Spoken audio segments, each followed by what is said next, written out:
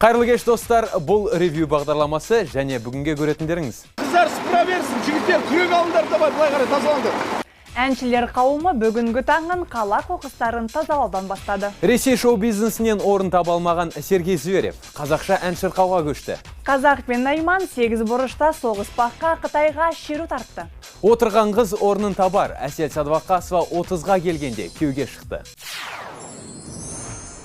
Қала тазалығын сақтауды өзіңнен баста деп ұрандатқан өнер жұлдыздары бүгінгі таңын көше сыпырудан бастады. Тек қоқыс жинауға келген әншілеріміз сахнаға жиналғандай барын киіп сәнденіп келіпті. Қыздар сыпыра берсін, жігіттер күрек алыңдар да былай қарай тазалаңдар. Алматы қаласы әкімдігі ұйымдастырған қала тазалығын сақтауды өзіңнен баста атты шара өнер жұлдыздарының қатысуымен бастау алды. Таңның атысымен жиналған әншілер қауымы мейкап жасап үлгеріп тіпті сахналық көйлектерінде киіп келген. Ал қоқыс көлігін тізгіндеген Нұрлан Албанның қызметі халыққа үндеу жолдаудан басталды. Алматы қаласының тұрғындары бізді көріп отырған, не болмаса жалпы қазақстандық біздің отандастарымыздың барлығы тазалыққа деген ниеттер оңдалып жатса, бұл біздің ерлегеніміз. Жұлдыздарымыздың тазалықты қолдап атсалысуға әзір екендерін атқарған жұмыстарынан аңғармау мүмкін емес. Тіпті араларында бесіктегі бөбектерін де көтеріп келгендері болды. Отбасымызбен келіп отырғанымыз жаңағы әр нәрсе өз отбасынан басталады дейді ғой, сондықтан бір шеттен басқа іні қарындастарға үлгі ретінде осындай қоғамдық шараға келіп отырмыз. В мое время всегда были субботники в школе. Мектеп қабырғасында жүргенде сенбіліктер жиі болатын, ал қазір мұндай шаралар аз. Бүгінгі жастар сыпыртқының не екенін, тұрмауыштың не екенін ұмытып қалған тәрізді. Үйінің ішінде тазалық сақтауы мүмкін, бірақ көшені де естен шығармаған жөн. Ұйқысын қимай акция аяқталғанда төбе көрсеткендер де табылды. Кешігіп келгендердің бірі доминолық Закир. Тек сері болған қымсынар емес, керісінше барша жұртты тазалыққа шақырып әлек. Друзья, бросайте пить, курить. Зиянды заттардан аулақ жүрейік. Қала тазалығын сақтап, бір-бірімізге қол ұшын созайық. Алматы шаһарының таза болуына атсалысайық. Бұл тазалық акциясының алғашқы күні. Ұйымдастырушылардың сөзінше, аптаның әр сенбісінде аталмыш шара жалғасын таппақ. Серік Қазаязбаев, Ырысбай Ақыш, ревью жаңалықтары.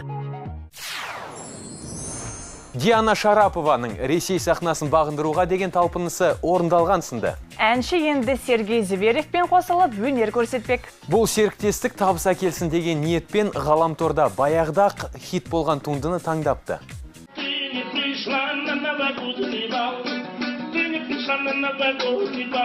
Еркін есімді қостанайлық мына азамат ғаламторға өзі шығарған әнді жүктегенде оның танымалдылығы Ресейге дейін жетеді деп әсте ойламаса керекті. Дегенмен Диана Шарапова Сергей Зверевке дуэт айту туралы ұсыныс жасап, онымен дәл осы туындыны қосыла шырқауымыз қажет деп шешкен. Нәтижесінде әншінің продюсері Роман Миронов авторлық құқығын сатып алып, мәскеулік режиссер Сергей Грейге бейнебаян таспалатқан. Жаңа жылдық кешті көрсету арқылы тыңдарманына позитивті көңіл күй сыйлауды мақсат еткен ұжым клипті көп ұзамай экранға шығаруға уәде етті. Өкінішке орай, өнер әлемдегі жаңалықтың бәрі Диана мен Сергейдікіндей жағымды емес. Күні кеше Австралияға ат басын бұрған Кардашьян Дженнер отбасының сылқымдары Кайли мен Кендалл жұртшылықтың өкпе наласына қалды. Қос сылқым бұл елге жаңа топтамаларын таныстыру үшін келген болатын. Әдеттегідей табынушылармен селфи жасап, қолтаңба таратып, журналистердің сұрақтарына жауап беріп тұрған бикештерді бір ер азамат жұмыртқамен атқылауға көшті. Осылай масқара болған Дженнер әулетінің қыздары оққағарларының арқасына тығылып үлгерді. Ал полицейлер қолына түсті. Кардашьян Дженнер отбасының мүшелері сынды жұрт назарынан түспеуді қалайтын Виктория Бекхэм енді өз косметика желісін ұсынбақ. Сән әлемін бағындырып болған соң, бьюти индустрияға ден қоямын деген ниетін бикеш бұған дейін де баяндаған болатын. Енді іске білек сыбана кірісіпті. Гвен Стефани мен Гевин Роздейлдің арасына от салған бала күтуші Минди Монда бизнес-вумандардың қатарын толықтырмақ. Ең сорақысы ол өз ісіне кезінде Гвеннен алған қаржыны салып бастағалы жатыр. Әнші бала күтушіні жұмыстан шығарған соң, оның қарызын кешіргендігін де айтқан екен. Самбодан 3 дүркін әлем чемпионы Арман Оспановпен жоспарланған кездесудің болмай қалуы Расул Мирзаевқа таяқ болып тиюде. Алаш прайдтықтар Арманнан жасқанған дағыстандық спортшы сылтауратып жекпе-жектен бас тартты деген еді. Расул өз кезегінде алаштықтар оның атын пиар жолында пайдаланды деген болатын. Екі тараптың пікірінен кейін түйіні тарқағандай болған даудың басы қайда жатыр? Ревью тілшісі сараптама жасап көрді. Ел Алматыдағы екі мықтының айқасына таласа билет алып, айтулы кеш жеңімпазын көруді асыға күткен еді. Дәл сол кезде Арман Оспанов жекпе-жекке дайындалуға мұхит асып кеткен болатын. Ал Расул бұл кездесу алдындағы жаттығу үстінде сұхбат та берген екен. Я чемпион, как всегда. Мен чемпионмын, өз салмағымда номер біріншімін. Қазақстанда ұтылған емеспін, ұтылмаймын да. Арман Оспановтың Ержан Естановтан артық жері жоқ. Алтын Орда турниріне 4-5 күн қалғанда Расулдың промоутері Гаджиев мырза Алаш Прайдқа келе алмайтынын телефон арқылы хабарлаған. Қоңыраудың ізін ала Мирзаевтың жарақаттап алдым деген саусағының суретін де салып жіберген. Қандай контракты жасаған күннің өзінде келмеймін деген адамға сылтау деген табылады ғой. Ол саусағын үшін көрсетті, бізге байлап алған. Жаңа мақал бар ғой, тышқан құйрығын көріп жараланыпты деген. Турнир өткен күні балуан шолақ сарайында қос спортшыны сарыла күткен жанкүйерлердің біразы Оспанов 8 бұрышқа шыққанға дейін Расулдың жоқтығын білмеген. Бұл сәтке спорт журналистерінің де өкпесі қара қазандай. Қайдан бірден жаңағы қарсылас таба қалды. Мен соған өзім күмәнім бар. Негізі алдын ала Мирзаевтың келмейтіні белгілі болған, бірақ оны афишировать етпеген. Спортшылар қауым алдында Алаш Прайд клубына біраз ақталуға тура келді. Даудың қазандағы ет піскен тұста Мирзаев мырза айызын қандырып тағы бір сұхбат берді. Скандал бұл жоқ жерден шыққан дау, ешқандай келісім шарт болған емес. Бұл Қазақстанда Алаш Прайдтың ойлап тапқаны. Жарнама жасап біраз ақша түскесін маған кел деп хабарласып отыр. Маған дейін олар туралы ешкім білген емес.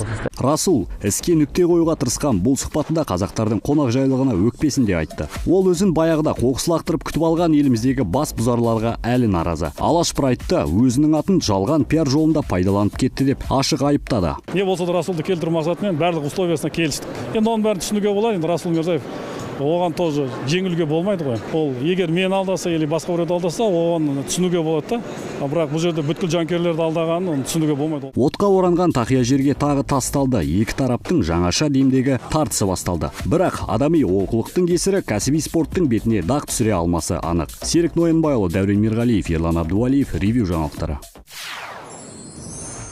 Алаш Прайдты Қайрат Ахметов пен Қуат Хамитов чемпиондық атағы үшін аспан асты еліне аттанды. Қайрат өз кезегінде азулы бразилиялық Адриана Морейс пен Пекинде жұдырық түйістіреді. Қуаттың қарсыласы болса кикбокстан 4 дүркін әлем чемпионы бельгиялық Алька Матева. Ел намысын ту өткен қос жауынгеріміз маңызды жекпе-жектер алдында Ревьюге арнайы сұхбат берген болатын.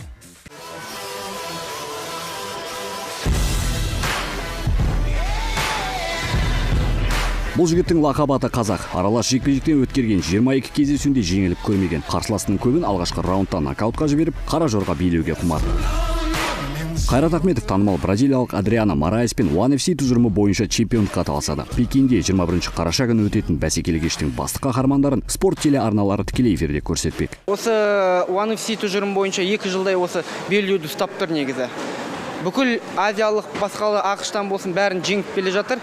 Енді маған бір жаңағыда үлкен жауапкершілік күтіп тұр. Аспан асты елінде асығым алшы түсін дейтін спортшымыз ел үмітін ақтауға дайын. Бразилиялықтан бабы мен бағы асып түссе, чемпиондық белбеуді қорғайтын бірінші кездесуін Астанада немесе Алматыда өткізуді жоспарлауда. Жалпы бұл белбеуді ұтып алсам, мен ең мықты бүкіл әлемдік мықтылардың ішіне UFC тұжырымы, Bellator бүкіл тұжырымы бойынша 15-тің ішіне кірем. Бұл жігіт Адриана Морейс 15-тің ішіне кіріп тұр.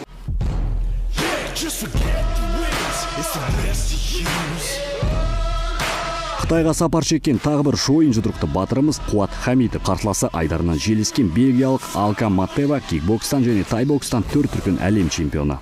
Бұл жекпе-жекті өзім қатты күтіп жатырмын. Бұл жекпе-жекке дайындық өте жақсы болды. Күрестен құрама командасымен жаңағы бокстан көптеген жаңағы басқа Қазақстан басқа қалаларынан маған спарринг партнерларым кеп көмектесті. One FC бойынша бұл Қуат Найманның тұңғыш әрі жауапты жекпе-жегі. Матеваның бойы, аяқ-қолдары ұзын, тұрып төбелесуге машықтанған. Біздің спортшы өз басымдығын күресте деп есептейді. Қазір кішкене жарақаттарым бар, бірақ енді менің спорттық болашағым үшін өнер көрсету керек болып жатыр. Болашақ үшін тер төгіп, ел намысын арына байрақ етіп тіккен жүректі оландардың жеңіспен ораларына сенеміз. Осы сенбедегі жұдырықтылар шоуынан қапы қалмаңыз. Серік Ноянбайұлы, Ерлан Абдуалиев, Рысбай Ақыш, Ревью жаңалықтары. Ал біз жалғастырамыз. Асқар Бейсенбин шоу-бизнеске тағы бір жұлдызды жұпты қосты. Бұл жолы отау құрып, отбасы атануға бел буып отырғандар Санжар Мадиев пен Әсел Сәдуақасова екен. Енді актриса қалыңдық көйлегін таңдап, той машақатымен жүгіріп жүр деседі. Тек өмірде емес, кинода. Режиссердің кезекті жобасы туралы түсірілім алаңына барып қайтқан тілшіміз баяндасын.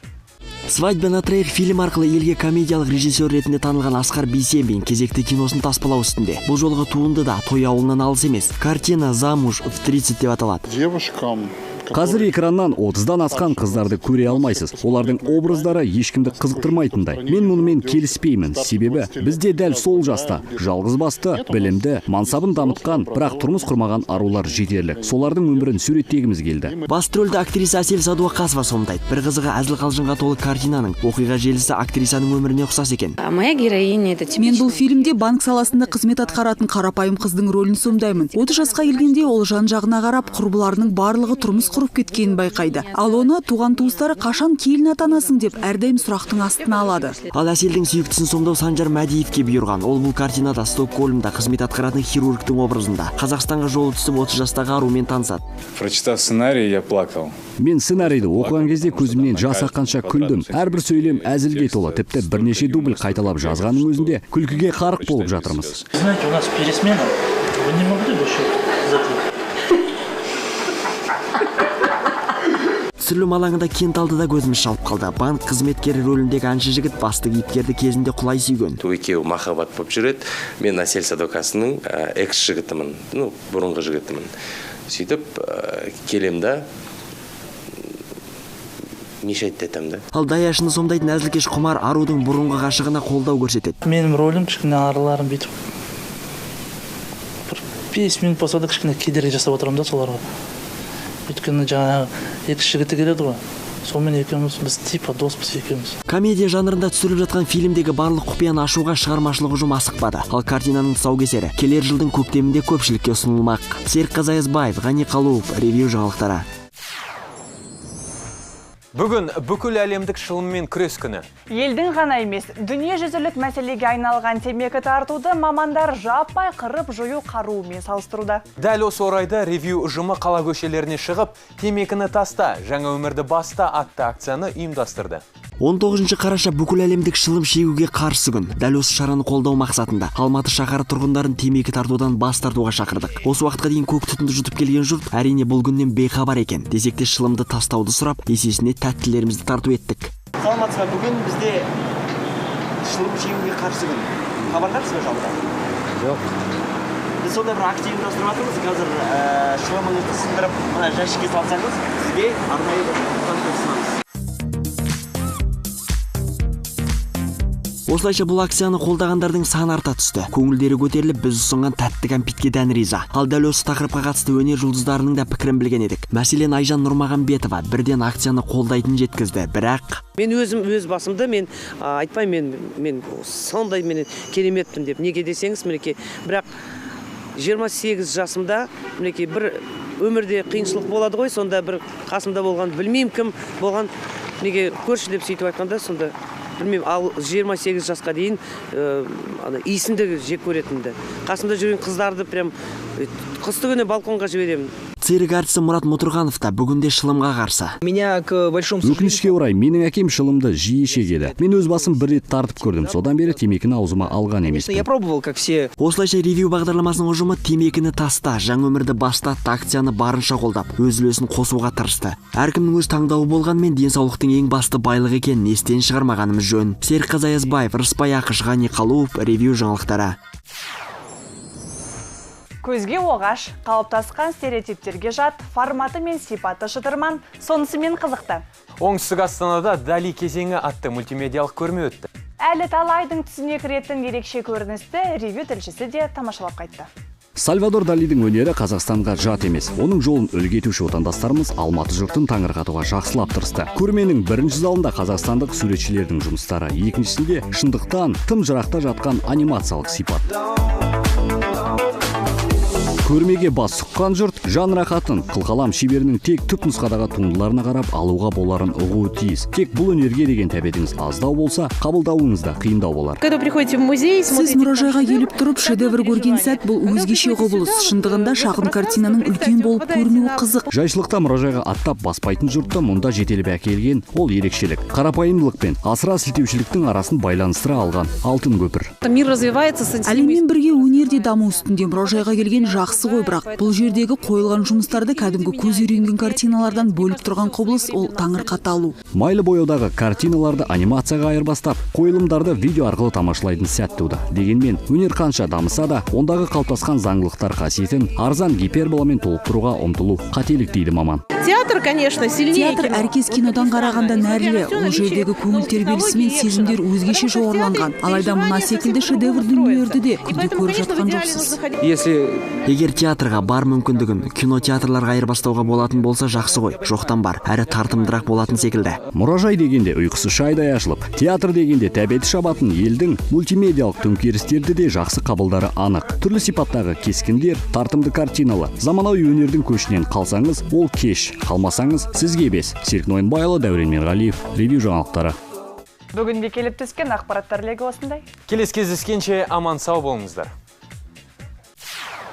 Жүргізушілерге киім сынған гусевый сауда белгісі. Достары қашан келін атанасың деп әрдайым сұрақтың астына алады. Ал Әселдің сүйіктісін сомдау Санжар Мәдиевке бұйырған. Ол бұл картинада Стокгольмда қызмет атқаратын хирургтың образында. Қазақстанға жолы түсіп 30 жастағы арумен танысады. Прочитав сценарий, я плакал. Мен сценарийді оқыған кезде көзімнен жас аққанша күлдім. Әрбір сөйлем әзілге толы, тіпті бірнеше дубль қайталап жазғанның өзінде күлкіге қарық болып жатырмыз. Знаете, у нас пересмена. Вы не могли бы еще Түсірілім алаңында Кенталдыда көзіміз шалып қалды. Банк қызметкері рөліндегі әнші жігіт басты кейіпкерді кезінде құлай сүйген. Екеуі махаббат болып жүреді. Мен Әсел Садуақасының экс жігітімін, бұрынғы жігітімін. Сөйтіп келемді мешайт етемді. Ал даяшыны сомдайтын әзілкеш Құмар арудың бұрынғы ғашығына қолдау көрсетеді. Менің рөлім кішкене арыларым бүйтіп 5 минут болса да кішкене кедергі жасап отырамын да соларға. Өйткені жаңағы екі жігіті келеді ғой. Сонымен екеуміз біз типа доспыз екеуміз. Комедия жанрында түсіріліп жатқан фильмдегі барлық құпияны ашуға шығармашылық ұжым асықпады. Ал картинаның тұсаукесері келер жылдың көктемінде көпшілікке ұсынылмақ. Серік Қазаязбаев, Ғани Қалуов, ревью жаңалықтары. Бүгін бүкіл әлемдік шылыммен күрес күні. Елдің ғана емес, дүние жүзілік мәселеге айналған темекі тартуды мамандар жаппай қырып жою қаруымен салыстыруда. Дәл осы орайда ревью ұжымы қала көшелеріне шығып, темекіні таста, жаңа өмірді баста атты акцияны ұйымдастырды. 19 қараша бүкіл әлемдік шылым шегуге қарсы күн. Дәл осы шараны қолдау мақсатында Алматы шаһары тұрғындарын темекі тартудан бас тартуға шақырдық. Осы уақытқа дейін көк түтінді жұтып келген жұрт әрине бұл күннен бейхабар екен. Десек те шылымды тастауды сұрап, есесіне тәттілерімізді тарту еттік. Саламатсыз ба, бүгін бізде шылым шегуге қарсы күн. Хабардарсыз ба жалпы? Жоқ. Біз сондай бір акция ұйымдастырып жатырмыз. Қазір шылымыңызды сындырып, мына жәшікке салсаңыз, сізге арнайы бір конкурс ұсынамыз. Осылайша бұл акцияны қолдағандардың саны арта түсті. Көңілдері көтеріліп, біз ұсынған тәтті кәмпитке дән риза. Ал дәл осы тақырыпқа қатысты өнер жұлдыздарының да пікірін білген едік. Мәселен, Айжан Нұрмағанбетова бірден акцияны қолдайтын жеткізді. Бірақ мен өз басымды айтпаймын, мен сондай кереметпін деп. Неге десеңіз, мінекей, бірақ 28 жасымда мінекей бір өмірде қиыншылық болады ғой, сонда бір қасымда болған, білмеймін кім болған, неге көрші деп сөйтіп айтқанда, сонда білмеймін, ал 28 жасқа дейін иісінді жек көретінді. Қасымда жүрген қыздарды прям... Енді маған бір жаңағыда үлкен жауапкершілік күтіп тұр. Аспан асты елінде асығым алшы түсін дейтін спортшымыз ел үмітін ақтауға дайын. Бразилиялықтан бабы мен бағы асып түссе, чемпиондық белбеуді қорғайтын бірінші кездесуін Астанада немесе Алматыда өткізуді жоспарлауда. Жалпы бұл белбеуді ұтып алсам, мен ең мықты бүкіл әлемдік мықтылардың ішіне UFC тұжырымы, Беллатор бүкіл тұжырымы бойынша 15-тің ішіне кірем. Бұл жігіт Адриан Амарай сол 15-тің ішіне кіріп тұр.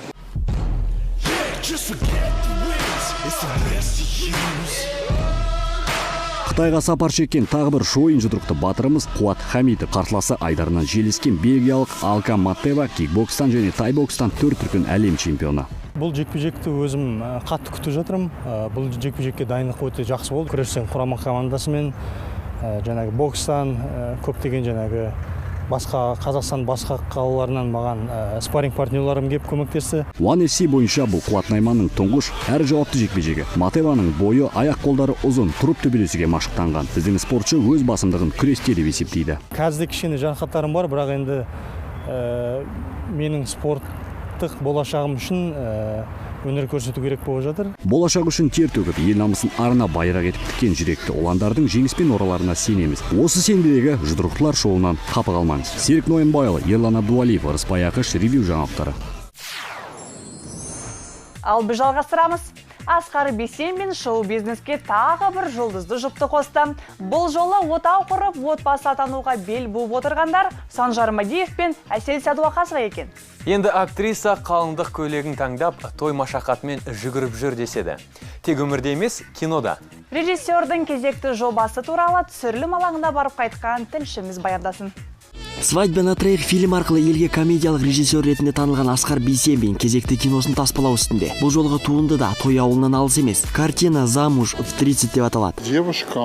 Қазір экраннан 30-дан асқан қыздарды көре алмайсыз. Олардың образдары ешкімді қызықтырмайтындай. Мен мұнымен келіспеймін. Себебі бізде дәл сол жаста жалғыз басты, білімді, мансабын дамытқан, бірақ тұрмыс құрмаған арулар жетерлік. Солардың өмірін суреттегіміз келді. Басты рөлді актриса Әсел Сәдуақасова сомдайды. Бір қызығы әзіл-қалжыңға толы картинаның оқиға желісі актрисаның өміріне ұқсас екен. Мен бұл фильмде банк саласында қызмет атқаратын қарапайым қыздың рөлін сомдаймын. 30 жасқа келгенде ол жан-жағына қарап, құрбыларының барлығы тұрмыс құрып кеткенін байқайды. Ал оны туған мына азамат ғаламторға өзі шығарған әнді жүктегенде оның танымалдылығы Ресейге дейін жетеді деп әсте ойламаса керекті. Дегенмен Диана Шарапова Сергей Зверевке дуэт айту туралы ұсыныс жасап, онымен дәл осы туындыны қосыла шырқауымыз қажет деп шешкен. Нәтижесінде әншінің продюсері Роман Миронов авторлық құқығын сатып алып, мәскеулік режиссер Сергей Грейге бейнебаян таспалатқан. Жаңа жылдық кешті көрсету арқылы тыңдарманына позитивті көңіл-күй сыйлауды мақсат еткен ұжым клипті көп ұзамай экранға шығаруға уәде етті.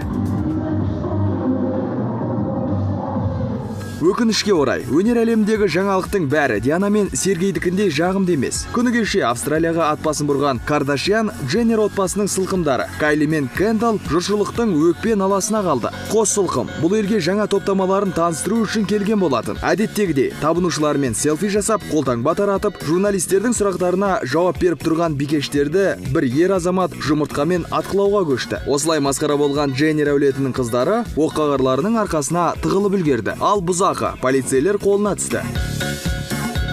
Кардашьян Дженнер отбасының мүшелері сынды жұрт назарынан түспеуді қалайтын Виктория Бекхэм енді өз косметика желісін ұсынбақ. Сән әлемін бағындырып болған соң, бьюти индустрияға ден қоямын деген ниетін бикеш бұған дейін де баяндаған болатын. Енді іске білек сыбана кірісіпті.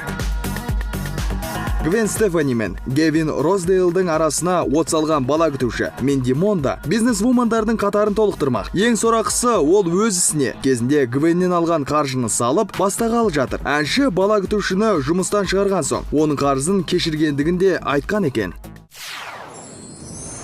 Самбодан 3 дүркін әлем чемпионы Арман Оспановпен жоспарланған кездесудің болмай қалуы Расул Мирзаевқа таяқ болып тиюде. Алаш прайдтықтар Арманнан жасқанған дағыстандық спортшы сылтауратып жекпе-жектен бас тартты деген еді. Расул өз кезегінде алаштықтар оның атын пиар жолында пайдаланды деген болатын. Екі тараптың пікірінен кейін түйіні тарқағандай болған даудың басы қайда жатыр? Ревью тілшісі сараптама жасап көрді.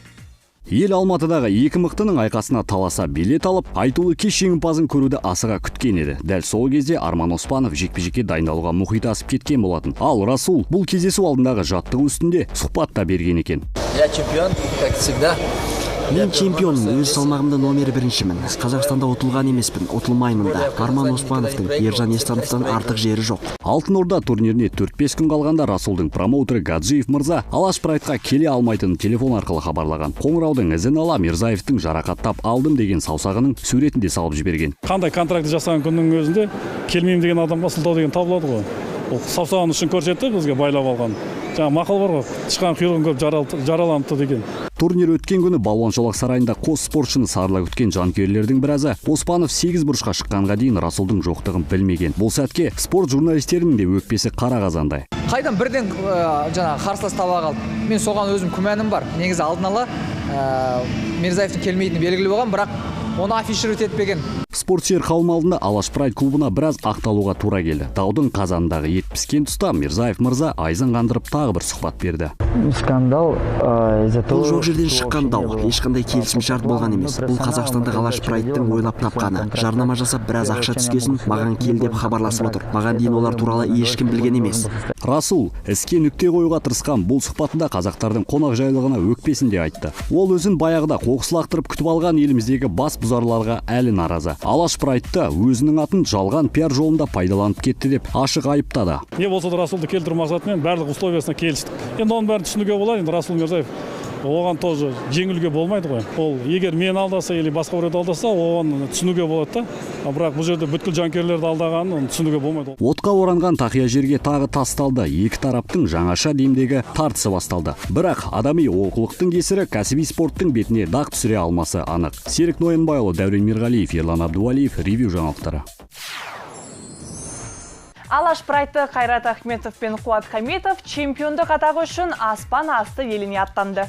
Қайрат өз кезегінде азулы бразилиялық Адриана Морейс пен Пекинде жұдырық түйістіреді. Қуаттың қарсыласы болса кикбокстан 4 дүркін әлем чемпионы бельгиялық Алька Матева. Ел намысын ту өткен қос жауынгеріміз маңызды жекпе-жектер алдында Ревьюге арнайы сұхбат берген болатын.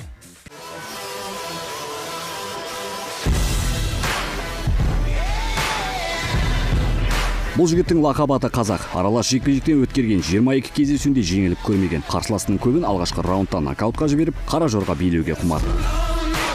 Қайрат Ахметов танымал бразилиялық Адриана Морейс пен One FC тұжырымы бойынша чемпиондыққа таласады. Пекинде 21 қараша күні өтетін бәсекелі кештің басты қаһармандарын спорт телеарналары тікелей эфирде көрсетпек. Осы One FC тұжырымы бойынша 2 жылдай осы белдеуді ұстап тұр негізі. Бүкіл азиялық басқалы ақштан болсын бәрін жеңіп келе жатыр. Қайырлы кеш достар, бұл ревью бағдарламасы және бүгінге көретіндеріңіз. Қыздар сыпыра берсін, жігіттер күрек алыңдар да былай қарай тазалаңдар. Әншілер қауымы бүгінгі таңын қала қоқыстарын тазалаудан бастады. Ресей шоу-бизнесінен орын таба алмаған Сергей Зверев қазақша ән шырқауға көшті. Қазақ пен Найман 8 бұрышта соғыспаққа Қытайға шеру тартты. Отырған қыз орнын табар. Әсел Садвақасова 30-ға келгенде күйеуге шықты. Қала тазалығын сақтауды өзіңнен баста деп ұрандатқан өнер жұлдыздары бүгінгі таңын көше сыпырудан бастады. Тек қоқыс жинауға келген әншілеріміз сахнаға жиналғандай барын киіп сәнденіп келіпті. Қыздар сыпыра берсін, жігіттер күрек алыңдар да былай қарай тазалаңдар. Алматы қаласы әкімдігі ұйымдастырған қала тазалығын сақтауды өзіңнен бастатты шара өнер жұлдыздарының қатысуымен бастау алды. Таңның атысымен жиналған әншілер қауымы мейкап жасап үлгеріп тіпті сахналық көйлектерінде киіп келген. Ал қоқыс көлігін тізгіндеген Нұрлан Албанның қызметі халыққа үндеу жолдаудан басталды. Алматы қаласының тұрғындары бізді көріп отырған, не болмаса жалпы қазақстандық біздің отандастарымыздың барлығы тазалыққа деген ниеттер оңдалып жатса, бұл біздің ерлегеніміз. Жұлдыздарымыздың тазалықты қолдап ат салысуға әзір екендерін атқарған жұмыстарынан аңғармау мүмкін емес. Тіпті араларында бесіктегі бөбектерінде көтеріп келгендері болды. Отбасымызбен келіп отырғанымыз жаңағы әр нәрсе өз отбасынан басталады дейді ғой, сондықтан бір шеттен басқа іні қарындастарға үлгі ретінде осындай қоғамдық шараға келіп отырмыз. В мое время всегда были субботники в школе. Мектеп қабырғасында жүргенде сенбіліктер жиі болатын, ал қазір мұндай шаралар аз. Бүгінгі жастар сыпыртқының не екенін, тырмауыштың не екенін ұмытып қалған тәрізді. Үйінің ішінде тазалық сақтауы мүмкін, бірақ көшені де естен шығармаған жөн. Ұйқысын қимай акция аяқталғанда төбе көрсеткендер де табылды. Кешігіп келгендердің бірі Доминолық Закир. Тек сері болған қымсынар емес, керісінше барша жұртты тазалыққа шақырып әлек. Друзья, бросайте пить, курить. Достар, зиянды заттардан аулақ жүрейік. Қала тазалығын сақтап, бір-бірімізге қол ұшын созайық. Алматы шаһарының таза болуына атсалысайық. Бұл тазалық акциясының алғашқы күні. Ұйымдастырушылардың сөзінше, аптаның әр сенбісінде аталмыш шара жалғасын таппақ. Серік Қазаязбаев, Рыспай Ақыш, Ревью жаңалықтары. Диана Шарапованың Ресей сахнасын бағындыруға деген талпынысы орындалған сынды. Әнші енді Сергей Зверев пен қосылып өнер көрсетпек. Бұл серіктестік табыс әкелсін деген ниетпен ғаламторда баяғыда хит болған туындыны таңдапты.